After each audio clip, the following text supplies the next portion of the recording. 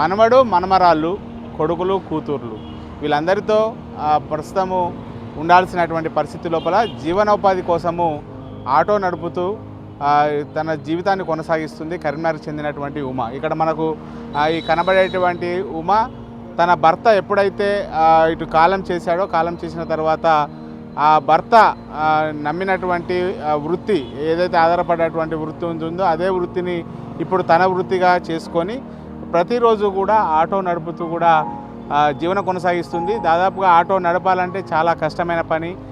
ఇటు మగవారే ఆటో నడుపుతారనేటువంటి దానికి భిన్నంగా ఇప్పుడు తన కుటుంబ అవసరాల కోసము ఆటో నడుపుతున్నారు ఉమ. ప్రస్తుతం నాతో ఉమ ఉన్నారు. అమ్మ చెప్పండి, ఎన్ని రోజులు అవుతుంది మీరు ఈ ఆటో నడపడానికి గల కారణాలు ఏంటి? 6 సంవత్సరాలు అవుతుంది ఆటో నడపబట్టి. ఏంటంటే ఇక ఇల్లుకి రా ఇల్లుడు ఇవంత ఇల్లుడు పిల్లలు చదువుకుంటున్నారు, ఇక ఏ పని మాత్రం చేయకుంటే మాత్రం తప్పదు కదా అన్నట్లు ఇక ఆటో నడుపుకుంటున్నాం. కానీ ఏమి ఆటో మీద ఏమి కూడా గిరాకీ ఏమి వెళ్తలేదు. బాగా ఆటోలు అయినాయి. మాది అశోక్ నగరే కానీ అడ్డ మీద ఉండు కూడా ఉండను, ఎందుకంటే మొగళ్ళతోటి అడ్డ మీద ఉంటే బాగుండదని ఇక లోకలంతా తిరిగితే 200 డీజిల్ పోయించుకుంటే అవి 500 అయినంటే ఇంకా 200 డీజిల్ పోయించుకోవాల్సిందే. మళ్ళీ మిగిలేది ఏం లేదు అందులో. ఆటోలు కూడా బాగా అయినాయి. దూరం అంటే 50 రూపాయలకి ఎక్కువ ఇయ్యరు. చాలా దూరం వెల్లుడు మళ్ళా ఇట్లా అవుతుంది. చాలా కష్టం ఉంది గిరాకవుడు కూడా. రోజు ఈ ఆటో నడపడానికి ఏ టైంకి వస్తారమ్మా? అంటే పొద్దున 9 వరకు వెళ్తానండి. ఇక పిల్లలు స్కూల్కి వెళ్ళిన తర్వాత 9 వరకు వెళ్తా. 9 వరకు నుండి 5 వరకు దాకా నడుపుతా. 5, 6 వెళ్తారు ఉండే మటుకి. మళ్ళీ చీకటి అయిందంటే వెళ్ళాను. ఇక నైట్ దాకా నడపాను. 5, 6 గంటల దాకా నడుపుతాను. అంటే గతం లోపల మీ ఇప్పుడు భర్త ఈ ఆటో నడిపేటువంటి వారా? అవును, మా భర్త నడిపేది ఆటో. నేను కూడా అప్పుడే నేర్చుకున్నా. అప్పటి నుండి అంటే అప్పుడు మీ భర్త ఆటో నడిపేటప్పుడే మీరు ఆటో నడపడం నేర్చుకున్నాము. ఎందుకంటే ఆయన ఎక్కువ శాతము తాగడానికి బానిస అయ్యిండు. ఈ ఆటో నడిపి తాగడానికి బానిస అయ్యి లివర్ ఖరాబ్ అయ్యి చనిపోయింది ఆయన.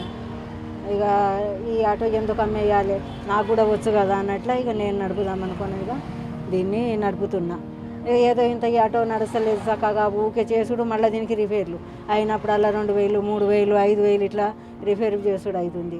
ఇదే మా కొత్త ఆటో ఏదైనా ఇట్లా లోన్లు వెళ్ళినాయి కదా అట్లా ఇప్పిస్తారనుకొని కూడా గంగుల కమలాకి కూడా కలిసిన ఆయన. ఇక అంతలో పడిన ఎన్నికలు వచ్చినాయి, ఆయన ఏం సమాధానం ఇవ్వలేదు. ఇట్లా ఎవరన్నా కొంచెం సహాయం చేస్తే మంచిగా ఉంటుందని అనుకుంటున్నా. మా కొడుకు కిడ్నీలు కూడా ఖరాబ్ అయిన ఎవరైనా కిడ్నీ. మీకు పిల్లలు ఎందరు? 2 కొడుకులు 1 బిడ్డ.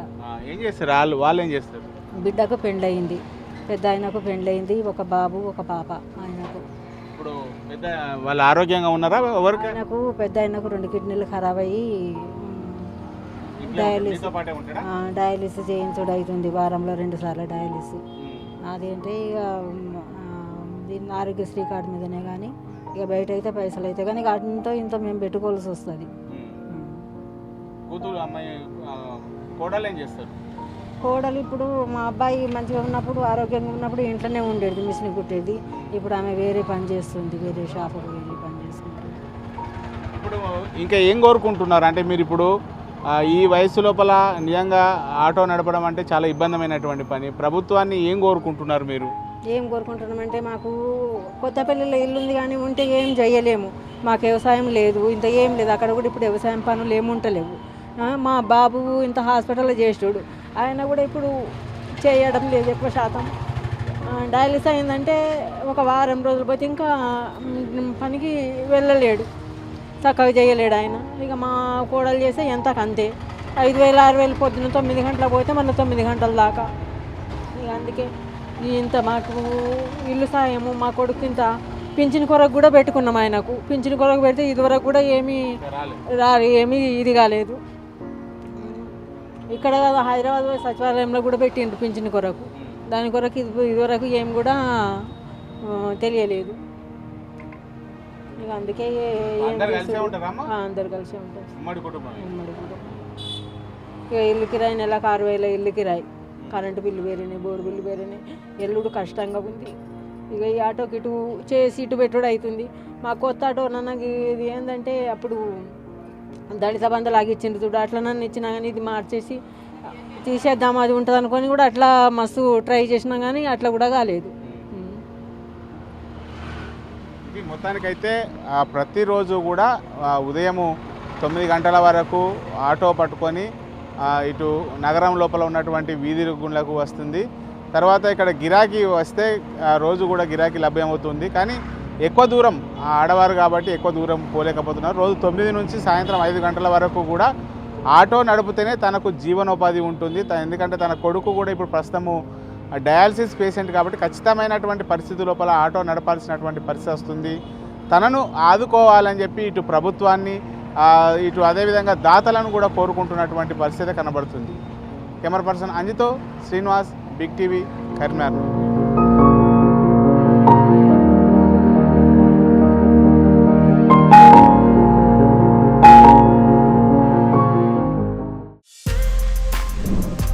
For more videos like this, subscribe Big TV channel.